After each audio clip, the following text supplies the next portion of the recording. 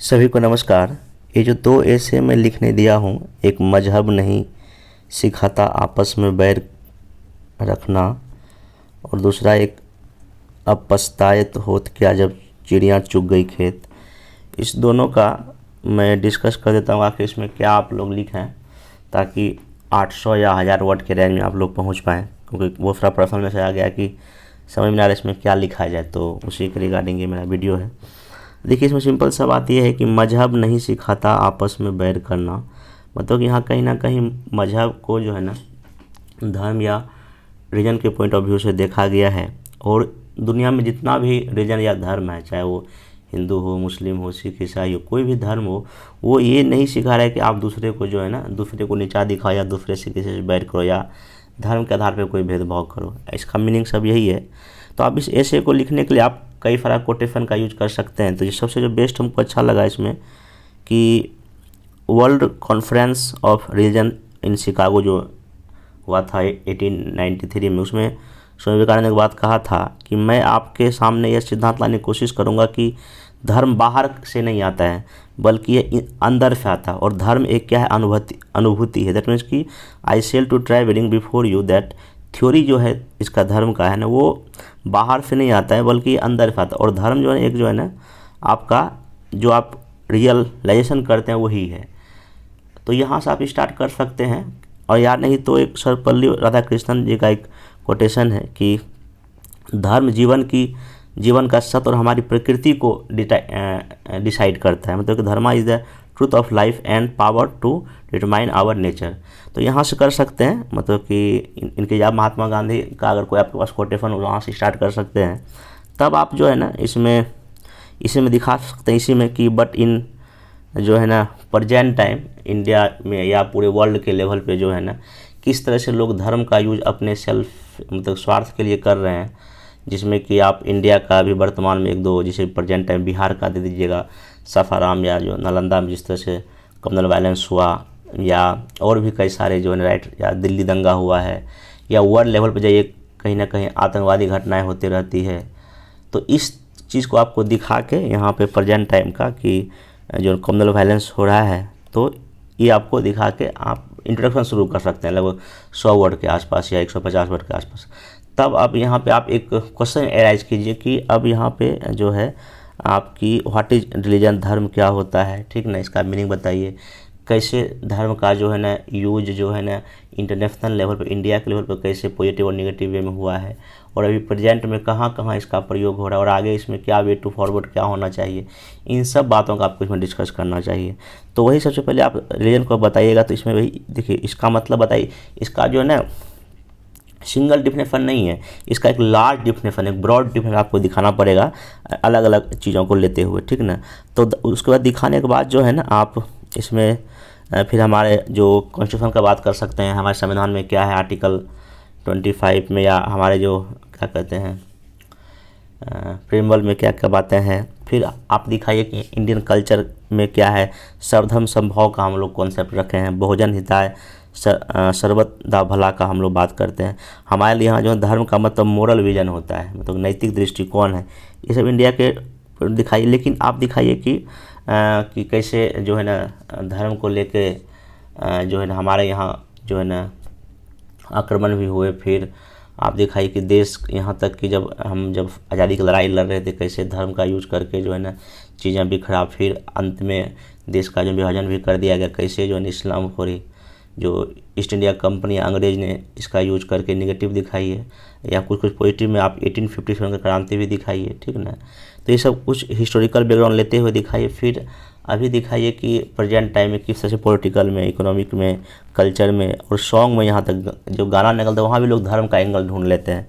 तो कहीं ना कहीं इससे जो है ना दूरी बढ़ रही है, और धर्म और लेकिन जो रियल जो डिफिनेशन ऑफ जो रिलीजन है, ये ऐसा कहीं नहीं सिखाता है कि आप सॉन्ग में भी धर्म को ढूंढ लो। या अभी देखिएगा कई सारे जो एडवर्टाइजमेंट या विज्ञापन आता है, उसमें देखिएगा कई सारा उसमें लोग ना एंगल ढूंढ लेते हैं, अरे ये तो जो एडवर्टाइजमेंट है ये हिंदू को लेके है, और ये जो है ना इसको क्या कहते हैं मुस्लिम को लेके है। तो ये चीज़ दिखा दीजिएगा। फिर जो है वही गोस्वामी तुलसीदास की जो कथन है कि जिमी पाखंड विदादते लफपत होय सतग्रंथ। मतलब यहाँ यही कि अगर पाखंड अगर जहाँ ज़्यादा फैल जाए तो जो रियल जो ट्रू जो रिलीजन है उसका कहीं ना कहीं लोभ या ख़त्म हो जाता है, इसका मतलब वही है, ठीक ना।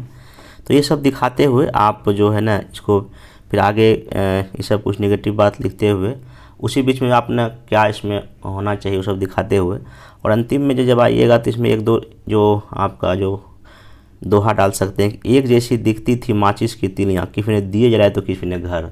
ये सबसे बेस्ट जो है ना आपका इसके लिए कोटेशन आप मतलब ये पोइट्री यूज कर सकते हैं। जिनका इंग्लिश मीडियम है वो भी इसी को ट्रांसलेट कर सकते हैं मतलब सेम टू सेम हिंदी में। तो वही है कि जो अगर आप स्वार्थ के लेवल पर देखिएगा तो धर्म का बहुत गलत दुरुपयोग है। जैसे कि कार्ल मार्क्स ने कहा भी धर्म एक अफीम है, एक नशा है, ठीक ना।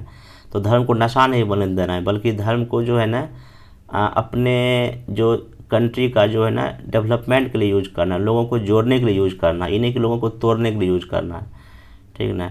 वर्ल्ड लेवल पे बताइए कि यूएनओ है या और भी जो मानवाधिकार के जो इशू हैं, धर्म जो अगर जो ट्रू धर्म पर कोई इंसान चलेगा ना तो फिर टूटने का कहीं बात ही नहीं है। ऐसे करके लेकिन हाँ वही मिसयूज काफ़ी लोग कर रहे हैं इसका। तो अंतिम वही कि पॉजिटिव रहते हुए कि महात्मा गांधी ने ये कहा था कि हमको दूसरे धर्म को भी हिंदू की तरह मानना चाहिए, ठीक ना। भलाई इसी में एक जो हिंदू बेटर हिंदू बने, एक क्रिश्चियन अच्छे क्रिश्चियन बने, मतलब कि उन्होंने ऐसा बात कहा था।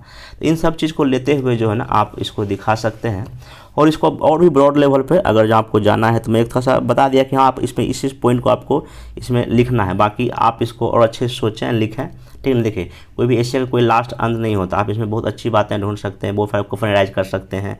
क्वेश्चन एनालाइज करते करते आपने कम से कम इसमें ना बहुत सारा पोइट्री या दोहा जरूर डालिएगा, कम से कम 4-5 डालेंगे तो अच्छा रहेगा। जैसे कि इसमें तुलसीदास का है, एक दो डाल सकते हैं, फिर जो है ना विवेकानंद का मैं बता ही दिया, महात्मा गांधी का आप इसमें डाल सकते हैं। और भी अगर कोई जो है ना जो अगर ये जो है मजहब नहीं सीखा था आपस में बैर करना, ये इकबाल का गीत है। और इकबाल एक गीत जो है ना जब आज़ादी की लड़ाई हुई तब उन्होंने गाया था। तो आप और कहीं ना कहीं वो ना राष्ट्रीय एकता की संकेत देने के लिए कर रहे थे, ठीक ना। और आप दिखाएंगे कि यहाँ पे जैसे कि जिस तरह से इंडिया के सामने जितना भी प्रॉब्लम चैलेंजेज है, अगर सब धर्म के लोग अगर अपना अपना सोचेंगे तो ये प्रॉब्लम सॉल्व ही नहीं हो सकता है, ठीक ना। दैट मीन्स कि अभी हमारे सामने देखिए 2047 तक हमको डेवलप कंट्री बनना है, आत्मनिर्भर भारत का हमने कॉन्सेप्ट लिया हुआ है, ठीक ना। तो और हमको कहीं ना कहीं विश्व गुरु का कॉन्सेप्ट है, जब वसुधैव कुटुंबकम हम खुद बोलते हैं, जब हम खुद वैसा काम नहीं करेंगे फिर दुनिया को हम क्या सिखाएंगे, ठीक ना। तो ये दिखाइएगा। बाकी यहाँ पे अभी जो लेटेस्ट जो एग्जांपल जैसे कि एक निपुण शर्मा का जो केस हुआ था, धर्म के नाम पे टीका टिप्पणी हो गया था, उसके लिए कैसे हमारा इंटरनेशनल जो मेरा इमेज भी ख़राब हो गया था, ठीक ना। इन सब चीज़ों को आप इसमें काफ़ी ब्रॉड डायमेंशन को लेते हुए आप इस एसे को जो है ना लिखने का कोशिश कीजिएगा। बाकी जो है यहाँ पे अब पछताए तो होत क्या जब चिड़िया चुग गई खेत में, आपको सिंपल ये जो एसे है आपका मेनली बता रहा है कि टाइम का क्या इंपॉर्टेंस है, what is the importance of time. मतलब कि अगर आप टाइम का अगर जहाँ यूज नहीं किए सही राइट टाइम पे, तो बाद जो अगर मौका आया, अगर उस मौके का आप बेहतर यूज नहीं किया, समझिए कि आपको अब जो है ना हाथ पैर मलने से कोई मतलब नहीं हो, समय हो गया। तो समय ही सब कुछ है, टाइम इज़ एवरीथिंग, क्योंकि राइट टाइम पे राइट डिसीजन लेना ही सबसे बड़ा चीज़ है, नहीं तो फिर चीज़ें जो है ना आपके लिए जो है ना सही नहीं होगा। तो यहाँ पे वही दिखा सकते हैं। इंट्रोडक्शन में आइए कि वही दिखा समय चूँकि पुनी पछताना का बरखा जब कृषि सुखाना। मतलब कि वही है कि जब बारिश पड़ा तो आपने खेतीबाड़ी का काम नहीं किया, अब जब बारिश ख़त्म हो गया तो अब इसका मतलब क्या बनता है कि रोने से कोई फ़ायदा है नहीं। तो इस पूरा ऐसे में आपको जो है ना ये बता रहा है कि इम्पोर्टेंस ऑफ टाइम क्या है। तो इसको कई सारे एंगल से जो है ना आप इसको लेते हुए दिखाइएगा कि समय क्या है, और सही समय पर जब लोगों ने सही काम किया तो कैसे जीवन में सफल हो पाया, ठीक ना। क्योंकि ये तुलसीदास जी का जो है ना ये लाइन है, तो यहाँ ये लिख सकते हैं। तब यहाँ पे वही समय क्या है, समय का यहाँ क्वेश्चन अटैच कीजिएगा। इस ऐसे में हम जो है ना समय क्या है, इसका इम्पोर्टेंस क्या है, और अगर मनुष्य समय के महत्व को क्यों नहीं सही से यूज कर पाता है, और इसको कैसे सही ढंग से यूज किया जाए ताकि मेरा फ्यूचर जो है ना बेहतर हो। इन सब क्वेश्चन को इलाज करते हुए तब आप बताइएगा कि हिस्टोरिकल में कुछ आ सकते हैं कि महात्मा बुद्ध अगर राइट टाइम जो 29 ईयर जब वो हो गए थे, अगर ज़्यादा लेट करते तो वो पूरे दुनिया को इतना बड़ा ज्ञान नहीं दे पाते। महात्मा गांधी जी का कॉन्सेप्ट डाल सकते हैं कि जो है कि 1920 उन्होंने कहा था कि अब यही राइट टाइम है, जबकि अब देश में एक नया मूवमेंट खड़ा किया जाए, चाहे क्योंकि उस समय रोलर टैक्स हो चुका था, खिलाफत मूवमेंट हो चुका था, नॉन कॉपरेशन मूवमेंट का टाइम आ गया था, वो दिखा सकते हैं। फिर उन्होंने 1930 में जो सिविल डिसोबीडिएंस मूवमेंट स्टार्ट किया या क्विट इंडिया मूवमेंट उन्होंने जो शुरू किया, तो ये सब ना आप हिस्टोरिकल बैकग्राउंड से दिखाते हुए फिर एक दिखाइए कि जो है ग्रीन रेवोल्यूशन दिखाई 1946 जब पाकिस्तान चाइना का जब वॉर हुआ 1962 हम हार गए थे, फिर हम 1965 में पाकिस्तान में लड़ाई हो गया और देश में काफ़ी प्रॉब्लम था इकोनॉमिक भी, और हम जो है और देश में जो है फूड ग्रेन का काफ़ी कमी हो गया था। तो उसी समय जो MS स्वामीनाथन और इंदिरा गांधी ने जो मिल के क्या किया, ये ग्रीन रेवोल्यूशन लाया, तो वो राइट टाइम था। अगर नहीं होता तो फिर हम तो और पीछे हो जाते। तो ऐसे करके एग्जाम्पल टाइम का दीजिए। फिर आप बताइए कि अभी पॉलिटिकल समय को ध्यान में रखते हुए इंडिया या पूरे वर्ल्ड को क्या क्या करना चाहिए जो कि चीज़ें बेहतर हो सके। आप ये दिखाइए कि पॉलिटिकल लेवल देखिए हमारे यहाँ चुनाव में बहुत सुधार की आवश्यकता है। आप चुनाव में कई सारे प्रॉब्लम्स है उसको दिखाइए, और ये टाइम का मतलब ये नीड है टाइम का कि इसको पूरा करना ही चाहिए, जल्दी जल्दी इसको रिफॉर्म कर दीजिए, ज़रूरी है। बाकी इसी में दिखाइए हेट स्पीच है या सोशल मीडिया का इशू दिखाइए, इसको कंट्रोल करना काफ़ी ज़रूरी है। यंग लोगों को जो है रोज़गार देना बहुत ज़रूरी है, नहीं तो ये आगे जाके बहुत प्रॉब्लम क्रिएट कर देगा। वही इकोनॉमिक लेवल पर GST और भी जो कोई टैक्स का कोई रिफॉर्म आपको लगता है कि नहीं ये चीज़ होना चाहिए या जो चीज़ हो गया है उसको आपको टाइम पे करना चाहिए। फिर सबसे बड़ा है पर्यावरण का मुद्दा, जिस तरह से ग्लोबल वार्मिंग बढ़ रहा है, IPCC का रिपोर्ट कह रहा है, ये इसको काफ़ी अच्छे से दिखाइएगा वर्ल्ड के लेवल पर भी और इंडिया के लेवल पर या बिहार के लेवल पर भी, कि हमको इसके लेवल पर काफ़ी काम करने की क्या है ज़रूरत है। फिर सोशल में देखिए कि जनरल अनइक्वलिटी जिस तरह से बढ़ रहा है देश दुनिया में। फिर एजुकेशन का रेट काफ़ी कम है। हेल्थ आप कोविड-19 को दिखाइएगा, कोविड-19 में दिखाइएगा कि कैसे जब सेकेंड फेज आया तो कई सरकार जो है ना सही टाइम पे चीज़ें नहीं प्रोवाइड कर पाया। आप यहाँ पे एक केस स्टडी भी लिख सकते हैं यहाँ पे जब स्टार्टिंग करेंगे इसका, जब क्या कहते हैं जब फेज 2 आया था कैसे, जबकि केंद्र सरकार ने सारे राज्यों को कहा था कि आप अपने यहाँ जो है सब कुछ चाहे ऑक्सीजन है सब कुछ पूरी रखिए, लेकिन बहुत सारे लोग स्टेट ने लापरवाही कर दिया, तो जिस वजह से ना सेकंड वेव में ज़्यादा लोगों की मौत हो गई। तो आप यहाँ पे इंपॉर्टेंस ऑफ टाइम क्या है वो दिखा सकते हैं, कोविड को जोड़ते हुए केस स्टडी रूप में लिख सकते हैं जो कि आपके एग्जाम में अच्छा प्रभाव डालेगा, ये कर सकते हैं। उसके बाद जो है ना यहाँ पे अब आइए ग्लोबल लेवल पे आइए कि जिस तरह से आतंकवाद या टेरर का मामला बढ़ रहा है, जैसे कि धर्म में लड़ाई हो रहा है, ये सब दिखाइए।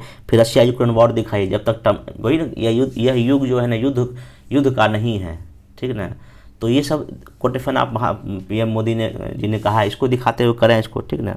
फिर और भी ग्लोबल में कई सारा प्रॉब्लम्स है, जैसे कि रिवर डिस्प्यूट आप लिख सकते हैं, इंडिया के ऊपर में छूट गया यहाँ पे, क्योंकि उसको समय रहते जब नहीं ठीक करेंगे तो फिर और आगे प्रॉब्लम हो जाएगा, ठीक ना। ऐसे कई सारे जो बॉर्डर डिस्प्यूट है उसको ठीक करना जरूरी है। ग्लोबल लेवल बहुत सारा बॉर्डर डिस्प्यूट इंडिया के साथ भी है, ठीक ना। ये सब बहुत सा एंगल है, तो सब कुछ को यहाँ में बोलना संभव नहीं, लेकिन आप सोचेंगे तो हो जाएगा, ठीक ना। बाकी अब वही है अंतिम में कि इतना दिखाते हुए आप ये दिखिए कि अगर राइट टाइम में सब चीज़ नहीं किया गया तो हमको आगे बहुत चीज़ें ना निगेटिव चीज़ें झेलना पड़ सकता है। फिर वही राइट टाइम में राइट डिसीजन लेना बहुत ज़रूरी है। अब यहाँ दिखाई जैसे चाइल्ड एजुकेशन है, बच्चा है, अगर कोई छोटा बच्चा अगर उसको हम सही ढंग से नहीं एजुकेशन देंगे, उसको सही परिवेश नहीं देंगे, आगे जाके तो हमारे लिए ह्यूमन रिसोर्स नहीं बन पाएगा। तो आप ये लिख सकते हैं कि पछताइत होत क्या, अगर हमारे देश में जितने भी यंग यूथ हैं या बिहार में हैं, अगर उसको राइट टाइम पर अगर चीज़ें स्किल नहीं देंगे, एजुकेशन नहीं देंगे, हेल्थ नहीं देंगे, तो आगे जाके कहीं ना कहीं दिक्कत होगा। और इसका आप एग्जाम्पल बिहार का देख सकते हैं, 1990 के डिकेड में बिहार में जो है ना यूथ पर ज़्यादा फोकस नहीं दिया गया, वही राजनीति हुआ कास्ट का, ये सब चीज़ का होने की वजह से आज देखिए उसका रिजल्ट क्या हो गया, माइग्रेशन बिहार से बहुत ज़्यादा हो गया।